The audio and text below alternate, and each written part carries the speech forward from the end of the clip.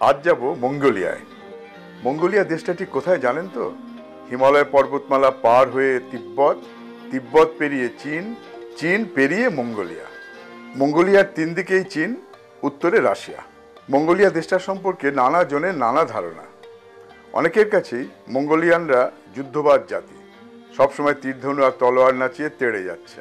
মঙ্গোলিয়ার রাজধানী উলানবাতরে নেমেছি, ওই দূরে চেঙ্গিস খান এয়ারপোর্ট। এই হলো উলানবাতরের প্রবেশ তোরণ। উলানবাতর শহরটা কিন্তু বোকখান পর্বতের কোলে।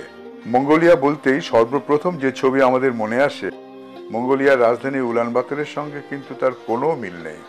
উলানবাতর আর বাকি মঙ্গোলিয়া যেন আলাদা দুটি দেশ।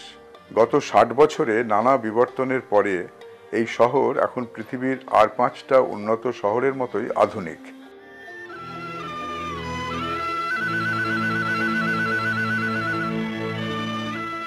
অক্ষত অল্প কয়েকটি মনাস্ট্রির মধ্যে এই গান্দান বা গান্দান তেংচিংলিং খিদ মনাস্ট্রি একটি।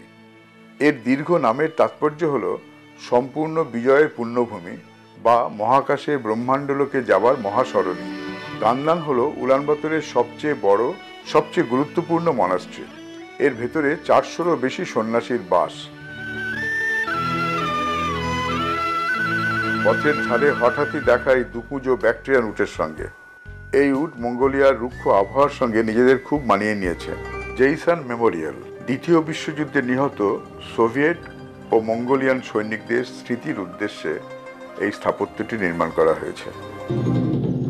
বহু শতাব্দী ধরে এই নাদাম উৎসব চলে আসছে। উলানবাতরে যে নাদাম অনুষ্ঠিত হয় তাকে বলে সেন্ট্রাল নাদাম। তবে নাদামের আসল রূপ, রং বা আনন্দ ফুটে ওঠে সামস নাদামে।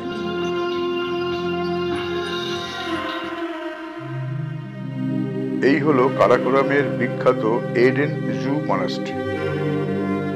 এই ঐতিহাসিক স্থাপত্যটি ঘুরে দেখে গুম্ফার ভেতরে ঢুকে পড়লাম। এখানকার আরাধ্য বৌদ্ধ মূর্তিটির চেহারাও ভারী অন্যরকম। বুদ্ধের মুখের ওপর থেকে চোখ ফেরাতে ইচ্ছে হয় না, চোখ দুটির দিকে চেয়ে থাকতে ইচ্ছে করে। ওই দূরে মঙ্গোলিয়ান যাযাবরদের চিরাচরিত বাসস্থান। রুক্ষ প্রকৃতি ও আবহাওয়ার সঙ্গে মানিয়েই এই থাকার ব্যবস্থা। এরা বলে গের।